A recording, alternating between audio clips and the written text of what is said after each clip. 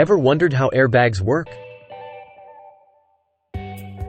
It's a mix of chemistry, physics, and rapid timing.